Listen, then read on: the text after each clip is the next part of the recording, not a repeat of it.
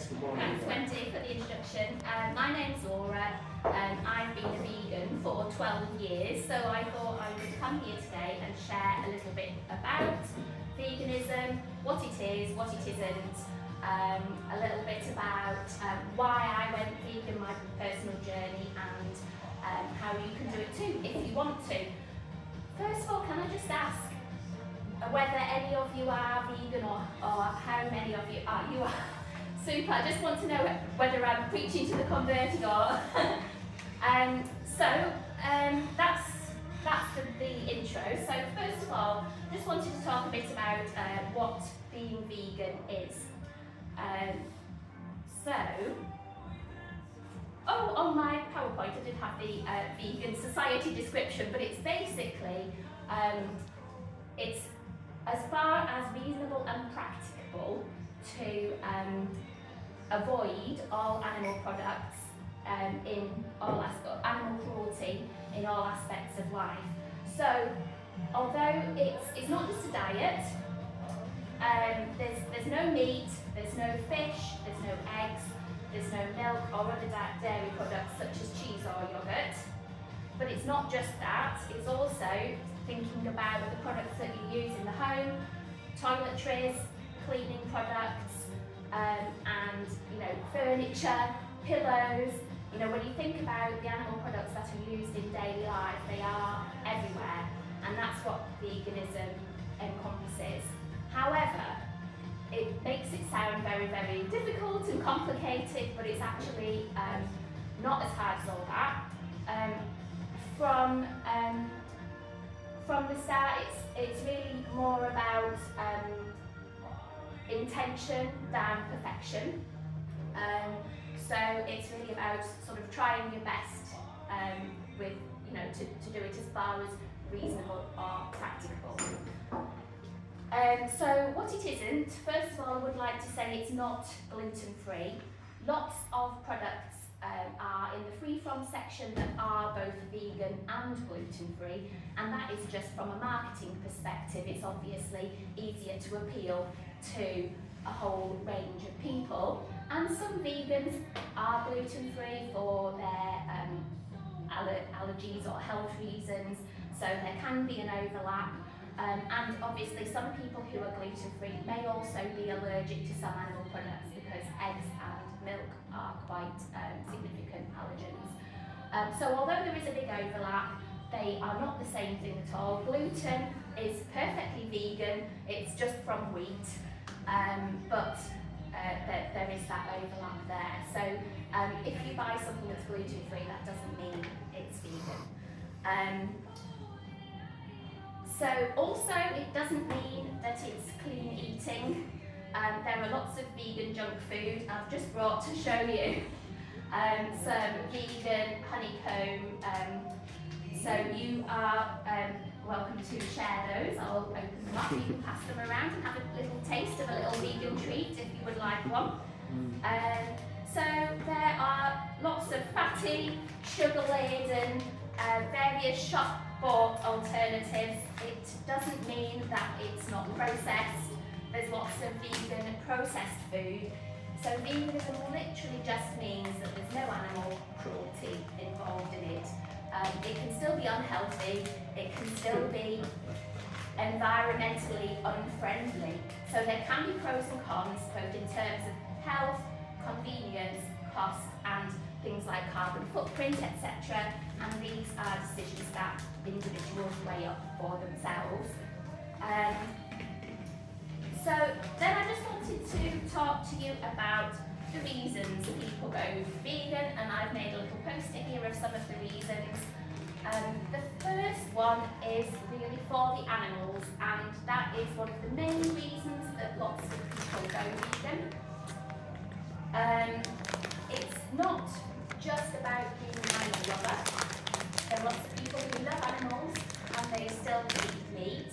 A lot of vegan activism is about sort of trying to show people the cognitive dissonance between loving their dogs or their cats and then going and sitting down and eating, a dead pig. So there is the animal side of things. So some people, I wouldn't even necessarily call myself an animal lover. I don't go cooing over every animal that I see, but my feeling is they deserve life, and you know, people deserve life, and I don't love every person, but it's about rights and the principle to life and freedom. And it's not really just about life. For me, a lot of it is about the treatment that they have during their lives. So it's the way I view it is more of a boycott of the industry that really is quite harmful to animals and the way that they're treated. I have a friend who rescues chickens, and the state that they arrive at her sanctuary is really quite appalling. So I did want to point out, although I said it's not just about the slaughter, it's about how their lives are led. I did just want to point out this graphic. I'm afraid it is a bit small, but you can come over and have a little bit of a look at it once the talk's finished. So it's just showing how many animals are slaughtered for meat every day. And it shows 900,000 cows, and we eat an awful lot of chicken. Lots of people forego red meat for health reasons and swap it for chicken. 206 million chickens every day are slaughtered. Globally. Huh? Globally. I think so. I think globally. Ooh, I should have checked that on my I think a lot of bread. I think globally. Yeah. Well, these bodybuilders do. But there has been in the news recently, they want to expand these mega farms where chickens are produced, and there's a bit of uproar about it because of the risk of bird flu. Basically the farms are putting it onto, it's the welfare standards, because we have to have now only 14 chickens per metre square of space. 14. Instead of 17. So, and that is only a voluntary restriction, by the way. So they don't have to limit it to 14 chickens per metre That doesn't square. qualify as free range, does it?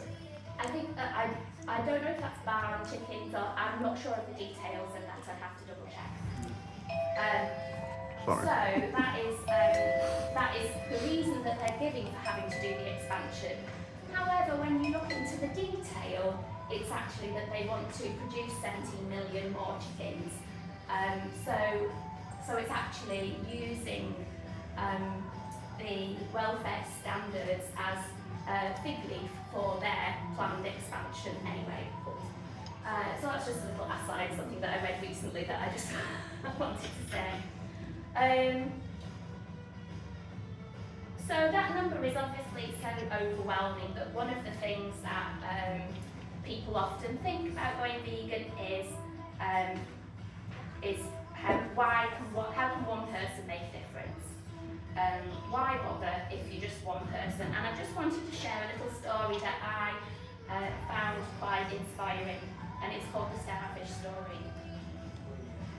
While walking along a beach, an elderly man saw a young boy in the distance who was picking up starfish off the sand and gently tossing them back into the ocean.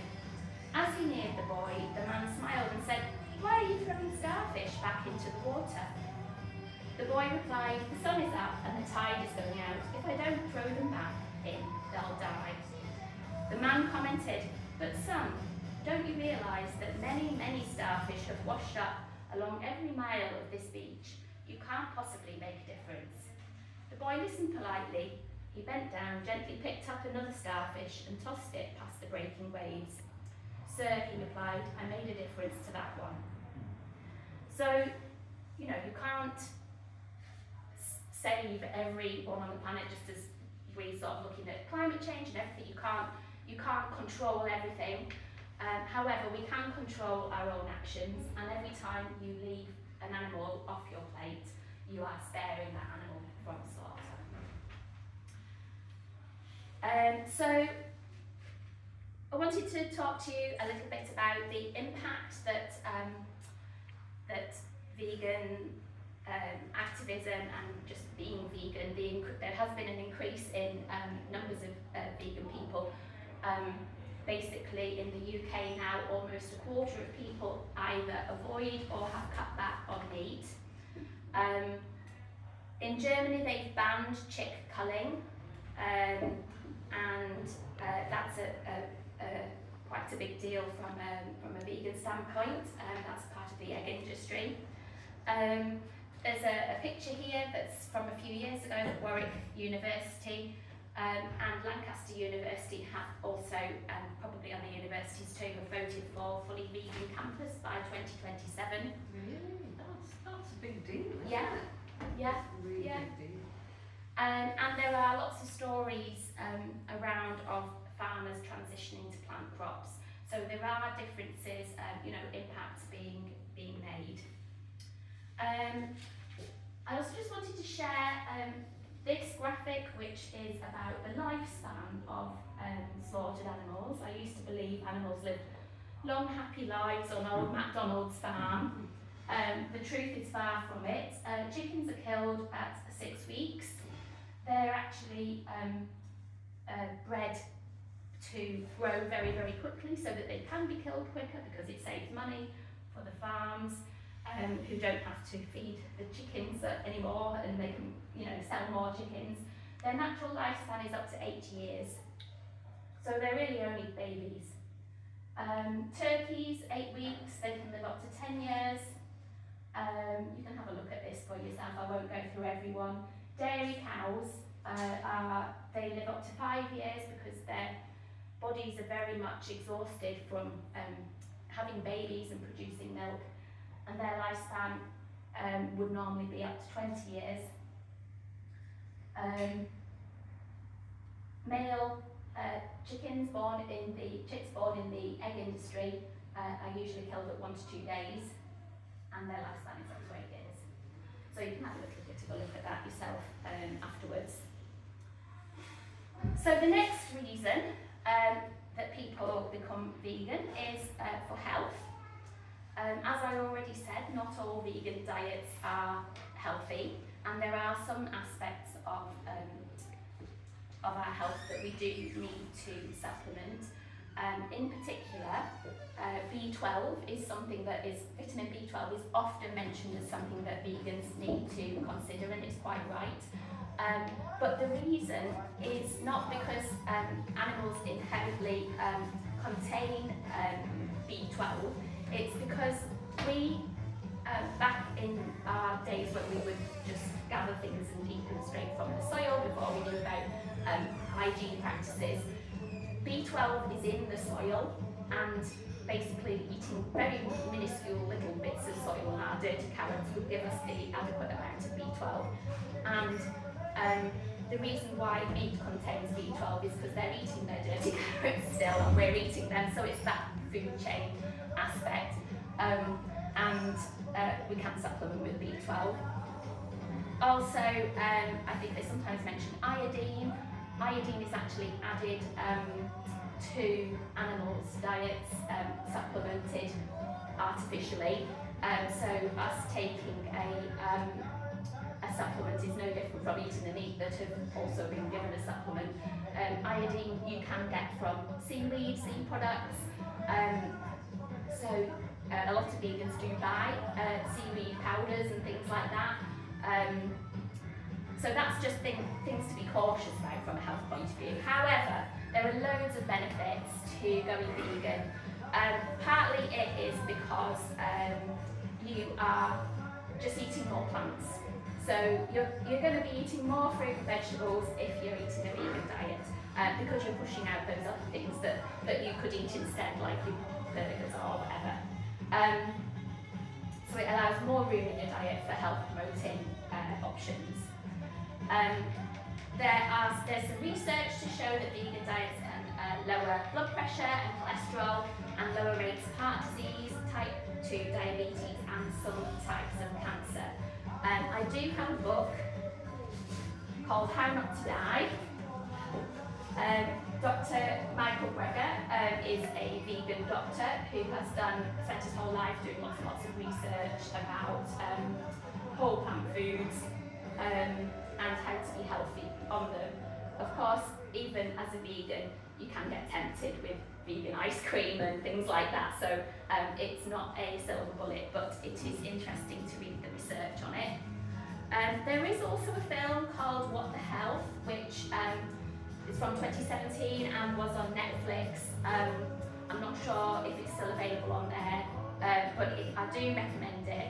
And it did point out throughout the film that actually even if you do eat things like processed vegan burgers, the alternative to a processed meat burger, you're still having health benefits in comparison. So it's like, instead of what? Obviously if you're eating loads of vegan burgers, instead of a pile of lentils, the lentils are your healthier option. But if you're eating a vegan burger instead of a meat burger, then you probably are better off having the vegan one. So another reason that people do go vegan is for the environment. We've got a little picture here of Ambassador Chris Packham holding a poster saying try vegan for the environment. I just wanted, on the environment, I wanted to point out a little snippet of information that did shock me. Are you hearing all right? Yeah, fine, thanks. Okay. So a lot of us are quite concerned about data centres and water use and how bad they are for the environment. And I just wanted to share this snippet of information. While ChatGPT uses about 18.2 billion litres of water, dairy production consumes, this is per year, consumes a staggering 4,555 billion litres. That's nearly 250 times more water for a single industry. So it just puts things into perspective. The sort of, I'm not saying that data centres are good by any means, but I'm just saying, you know, when we look at the impact of dairy, that there we have the comparison. I also wanted to just share this graphic about plant milks and what milks are more sustainable, because a lot of people sort of talk about almond milk and say, oh, the water use of almonds is causing such a problem. And I just wanted to share that cow's milk uses 628 litres of water and 3.2 kilograms of CO2 emissions versus almond milk, which, whilst it is the worst of the plant milks for that aspect, it is actually less than dairy, and all of the plant milks are less than dairy. Sorry, interject quickly. Which is the best? Which is the plant best to milk have? in terms of environment? Probably oat or soya. The soya has less water use, but fractionally more CO2 emissions. Looks like probably soya on balance. Which one is the healthiest? Between oat and soya. Well, between all of them. Oh, between all of the milks. Soya tastes better. No, I don't know really. I normally have soya because it's quite cheap and convenient, and the unsweetened one tastes good in everything. Oat milk is really, really nice in coffee. Loads of people are now just choosing it because it tastes better, even people who normally have milk. So I do recommend trying a bit of barista oat milk in your latte, because I think you'll find that you probably like it. I've switched to the powdered yogurt that Nikki taught us about, and it comes in a big pouch, and it's less carbon footprint because you're not transporting all of that liquid. That's really good to know. It's called Overheard, and it comes in a big pink pouch, and inside the pouch is like X number, I can't remember now, but litres of oat milk, and you just get a little glass bottle and you make it up and you shake it. Ah. And I'm a convert to Oh, that. fabulous. Yeah. Where do you get that from? Pardon? Where do you get it from? I order it online. I'll share the link in there. Oh, You know, brilliant. my- Thank you. That's You great. know, growth of soya in the Amazon, isn't there? Yes, so Yes. I think I was going to mention that at some point, so I'll mention it now. So yeah, that is a concern. Lots of people are saying soya, you know, deforestation, issues like that, forests are being cut down to grow soya. But interestingly, a huge proportion of the soya that is being grown to feed animals for slaughter. So by switching to a vegan diet, there would actually be, even if you were directly having the soya, if everyone was directly having the soya, it would probably be less soya requirement than the soya being grown for cattle feed. There's no doubt about it. I mean, the conversion rate of protein from soya to human via animal Yes. is around about 10%. Yeah. If you convert that protein directly to the human, it's around 60%. So the efficiency with which you get protein into a human from soya without the animal is at least 6 times faster. And then you do not have to cut down the forest to feed the animal to kill the animal. It's not rocket science. It is the number one thing we can all do to save the planet overnight. Great, thank you for your support. Brilliant. So yeah, that is the case with that. Just while we're on sort of potential arguments against veganism that I could debunk, another thing that people often mention about soya is the risk of phytoestrogens, and lots of particularly men are quite nervous about having phytoestrogens in case it turns them into women. But if that was the case, if it was increasing breast size and you know, creating more feminine looks, it would be in huge demand for, you know, women would be like, oh, give me some more of that soya, I want to increase my breast size, but it doesn't work like that. In fact, if in terms of estrogen intake, dairy milk contains actual mammalian estrogens, whereas soy milk only contains these not body identical type of estrogens that are basically you know, just plant. So is this an example of the sort of myth-making process of the meat and dairy industry? Are they propagating this in the same way that the oil and gas industry propagate myths to perpetuate their processes? I'm not certain of that, but it wouldn't surprise me one Or is bit. it just a conspiracy theory? Well, I don't know, obviously, I don't know where these rumours come from. It's obfuscation and misinformation. It is misinformation, and sometimes it's done by bad actors who are, you know, who are involved in the industry, but equally there's lots of people who just dislike having their assumptions challenged, who want to, you know, spread the misinformation as individuals because it feels better with their current belief system, and they don't want to change. It justifies that what they're already doing. Yes,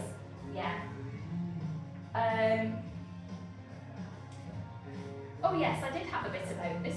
I was actually just coming to the bit about grain for meat production. In Brazil alone, 5.6 million acres of land is used to grow soybeans for animals in Europe. So it's grown in Brazil. The soya is imported to Europe to feed animals. Veganism requires considerably less crops and water, and I'm going to move on to a bit about how that affects human population. Avocados are often mentioned as a problem because all vegans are avocados, and of course no meat eaters ever eat avocados at all. Maybe we should slightly limit our use of avocados, but I'm sure it's not vegans that are driving a huge increase in avocado use. In fact, I do try to limit somewhat because they do have saturated fat in them, like coconut milk also.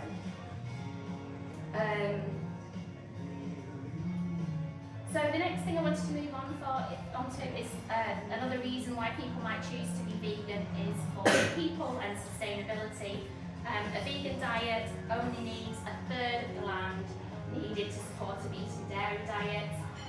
with rising global food and water insecurity due to a myriad of environmental and socio-economic problems, it is better to be more sustainable. And being vegan is one of the simplest ways we can reduce strain on food, take a stand against inefficient food systems, and which disproportionately affect poorest people all over the world. And like being unable, having restricted land use actually drives like populations in poverty to grow cash crops for animal feed. They're driven to do that by the economic models. So then I just wanted to talk to you about my personal story. So I ate meat for 35 years throughout my childhood and most of my adulthood.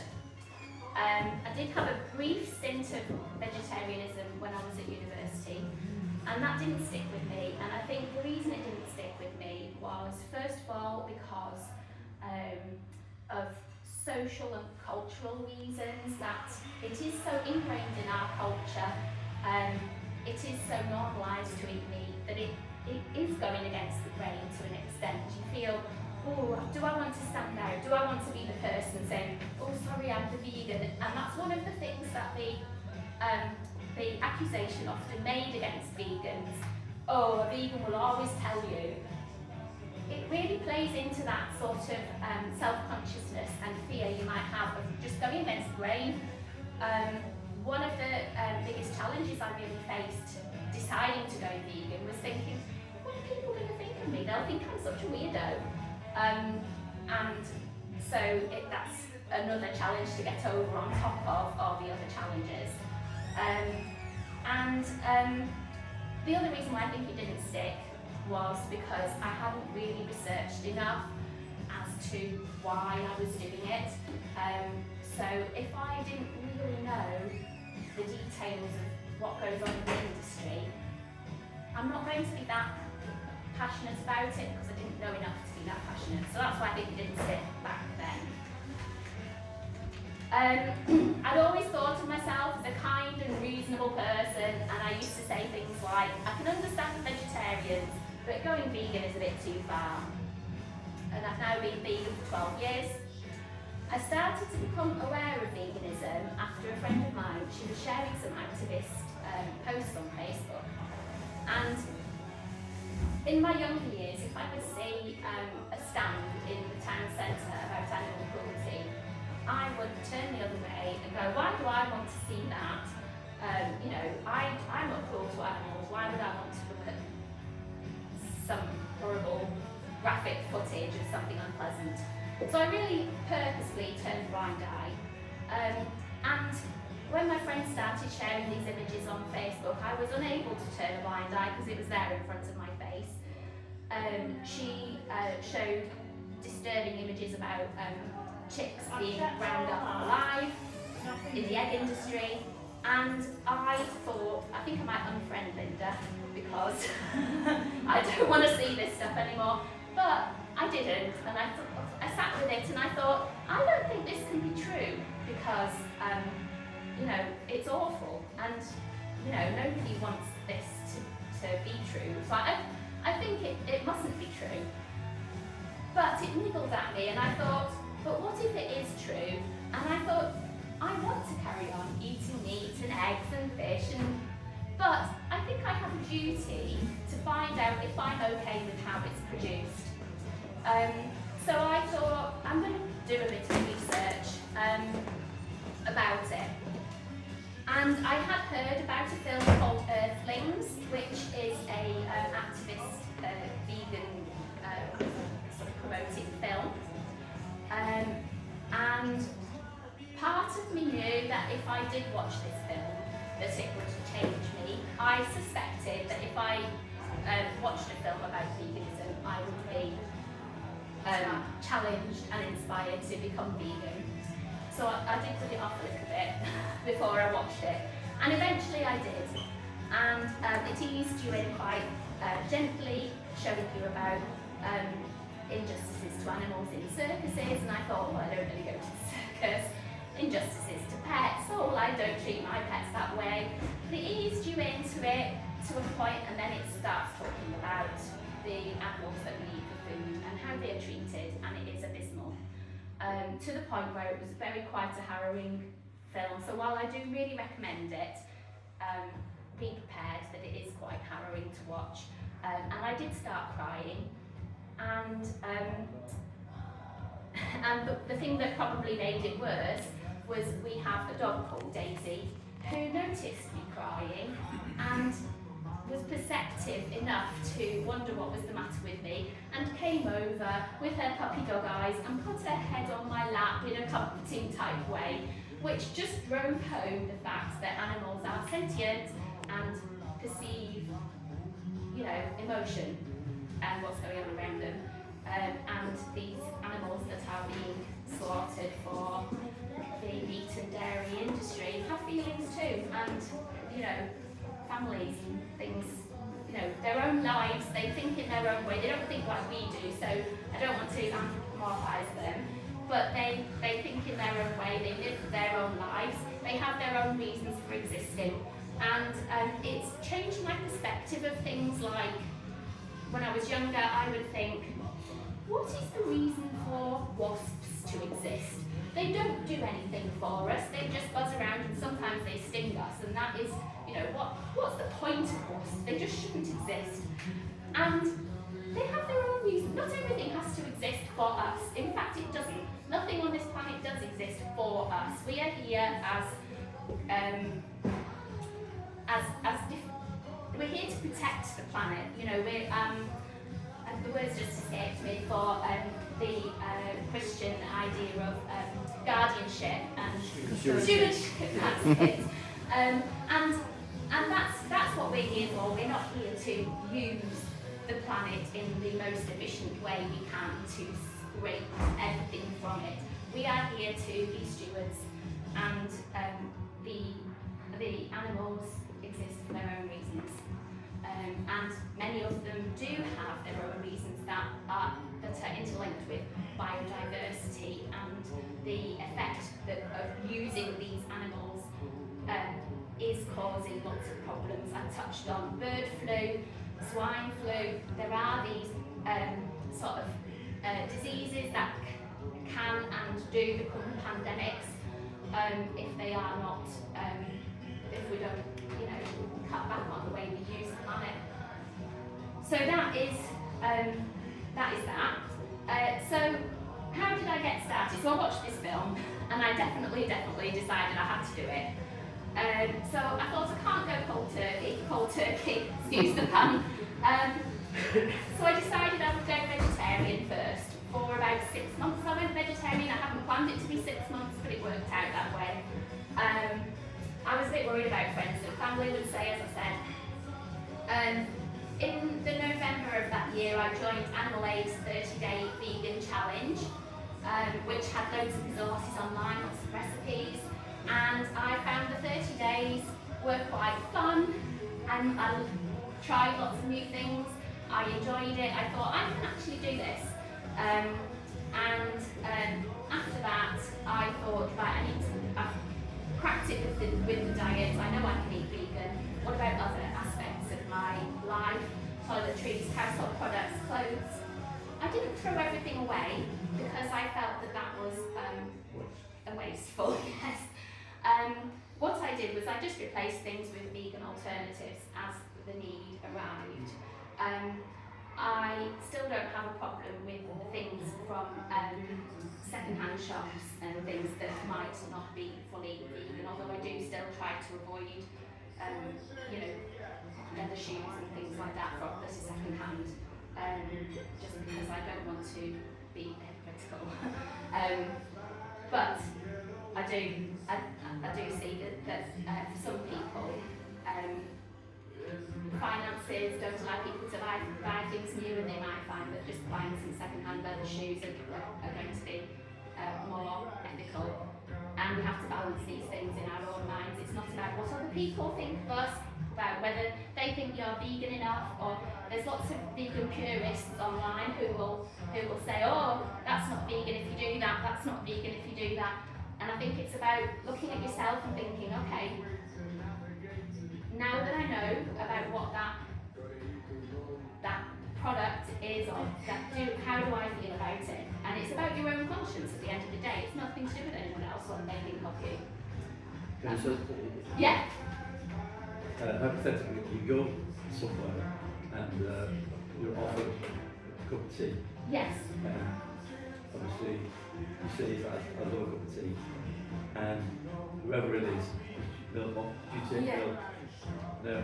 How would I deal with it? How do you deal with that? So probably in the early days I might have just accepted it. Now I'm much more confident in myself, and it's much more integral to my identity. But also, you find after a long time of not having milk, it tastes gross. So you literally just don't like it anymore and can't have it. There was one occasion where I think I was maybe like 12 months into veganism when there was a box of chocolates that had been given to our work by a patient, and it was a particular kind that I'd not had since childhood, and I was like, oh, I was in the office on my own, I didn't know if I just had one of those chocolates, and I tasted it, and it tasted so foul of off milk. I had to spit it in the bin. So I just don't like it anymore. So I wouldn't accept a cup of tea if it had milk in it. I would have it black, or I would say no thank you.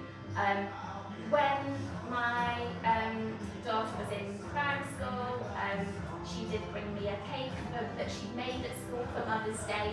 I did have the cake for Mother's Day because it was, you know, I think on balance you just have to think about it in this situation.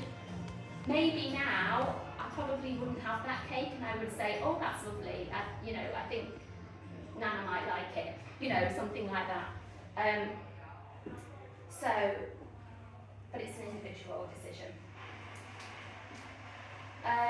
My friend who was putting all the vegan activist stuff online advised me veganism starts in the supermarket, and I thought that was excellent advice, and something that I would really like people to take away from this, because it's about what you buy. I think of it a lot like a boycott of unethical practices, and so when I'm going around the supermarket, I think it's about what you're buying. Things you already have, you can't do much about. They're already there. They're destined for landfill. It's about what you do next. So certainly, I think it starts in the shops. So, just wanted to talk about vegan food and some easy swaps you can do. Milk to soya milk. I use soya. It's about 70p in Aldi. It's shelf stable, so it's really convenient for storage. If you want to, get yourself some supplies in the case of upcoming emergencies like world wars, you can have some soya milk stored quite easily. And I've already said about the oat milk being nice in coffee. There are lots of fake meat alternatives, which, while they are not the ideal things to eat, they are lovely ways, particularly to start. I, even after all these years, do like a good vegan burger or sausage, and also we use the soya mince and some of the fake chicken pieces. You can buy them anywhere. They're quite often cheaper than meat, not always, but if you get cheap meat, then they're probably more expensive, but nobody really wants to buy the cheapest meat that's not looked after ethically. Anyway, I think it's quite good value for money. Yogurt to soya yogurt. The soya yogurt is just as nice. The plain ones are not quite as sour as the dairy yogurt, so that is something to get used to. Cheese to vegan cheese. Personally, I don't recommend trying vegan cheese straight away. I did buy some vegan cheese early on in my journey, took a big bite out of the sandwich with pickle and thought, ooh, no, that's not cheese. It doesn't taste quite the same, but it's been a long time since I've had dairy cheese to compare. But I have been told they've got better in recent years, and now I do love a vegan cheese sandwich. I just need to get the whole thing to the kids. Sure. There are so many shop walk with these. Normally I say if it's marked vegetarian and there's no eggs or dairy in the ingredients list, which are normally in bold because they are significant allergens, then they're mostly good to go, except for occasional anomalies like honey, for example. But then usually people, the companies are very proud when they put honey in something, so it's usually marked. So just a few more, little bit more complex recipes that I love. Switching eggs for tofu. Tofu can really mimic the texture of eggs when it's crumbled. Makes really good scramble. You can flavour it with black salt to give it an eggy flavour, which can be bought from Asian supermarkets. And you can make like an egg mayo for a sandwich in a similar way. And I brought some recipes with me. Fish to tofu. Tofu is really versatile. Lots of recipes use tofu as an ingredient for making fish alternatives, with a bit of dried seaweed for a fishy flavour. Tuna, one of my favourite recipes is chickpea tuna, chickpea of the sea, from one of my favourite recipe books, and I have brought that to share.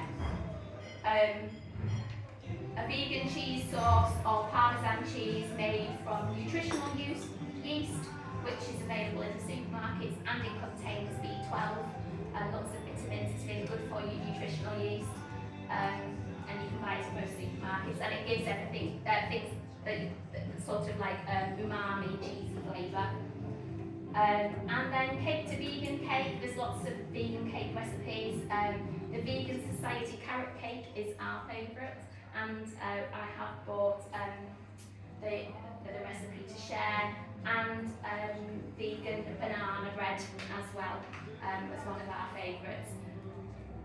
But that is more or less it from me, and I do have brought some recipe books and some books in general for you to have a look at, and I've got some of my favourite recipes for you to have a look at. So has anyone got any other questions, things that I've not covered that you'd like to? Yeah, I'm interested in the cooking dynamic at Yes. home. Oh yeah, okay, Because sure. Yes, because not everyone in my family is vegan. That's Sure, all. I'm really sorry to interrupt you. You do have to be out for 11 Oh, what time is it? It's 10 to. Oh my So gosh. We're fine. Sorry, I've gone on a bit. Our arrangement with the cafe is they need us out by 11, Ah. so we've got 10 minutes. Okay. So from a point of view, over the years, basically, my husband eats mostly vegan. He has soya milk in his tea, mostly has what I have. I will cook a vegan meal. People might decide to grate some dairy cheese on top of it, if that's what they fancy. My children are grown up now, so they sometimes cook for themselves what they want to cook. I don't have a completely vegan fridge or a completely vegan kitchen. That's not practicable for our lifestyle, but different. Some vegans will have a very purist, like I won't let meat cross the threshold of my house, but I can't live like that, and it's unfair on my family. So they make their own decisions, they're adults, and I cook what I want to eat, and I'm happy to share that with them. And So if family wants chicken burger, they cook it themselves. yes. I think cheese is my weakness because I Mine. try to vegan. Yeah. And it's like candle wax, it's horrible. I keep waiting for them to bring out a nice vegan cheese, but I've tried quite You've tried a few of them, not found one for you yet. No, it's not yet. Yeah, it's obviously not easy to become a vegan overnight. Right? Yes. So what you suggest is the first step or one of the first items or thing we could start off to become vegan and then take it up from there. Yeah, I'd say the milk thing, The if you milk thing switch is milk, just the thing that's is easiest. really significant, and it makes not really very much effort in your life. And I would say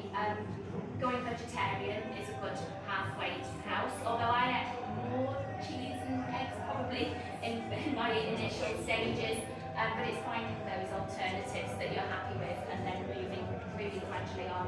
I mean, some people do it overnight.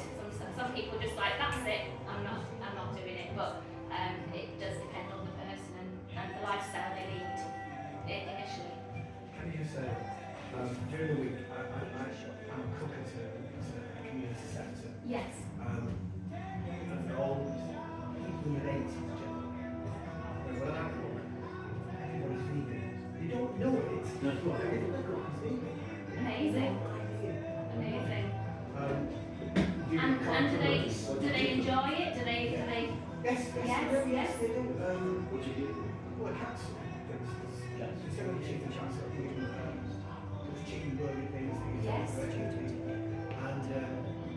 can get some meatballs. You know, Yes, yes. weekly meatballs, so you put that in bolognese and they don't know what No. you know, you can get ice cream from vegan ice cream.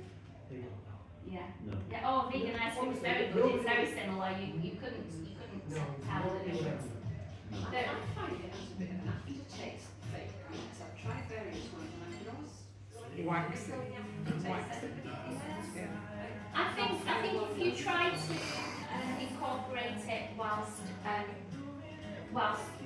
having meat at other times, you'll always remind yourself that it's not quite the same. I feel like I just got used to everything. It doesn't taste the same. I mean, I've sometimes made something called aubergine bacon, and it's got smoked paprika on it, soy sauce to give it that sort of umami flavour. And I had it and you know, people were saying, oh, does it taste like bacon? And I was like, not really, it tastes like aubergine. It was very nice. Like, smoky aubergine goes really nicely on your all-day breakfast. But, you know, it's not bacon. You know, a cauliflower steak isn't steak. It tastes like cauliflower. But it's nice. You just have to appreciate it for what it is, rather than what you're pretending it is. It's 5-2. Should we call it a day then, give people time to have a look at the info and have a look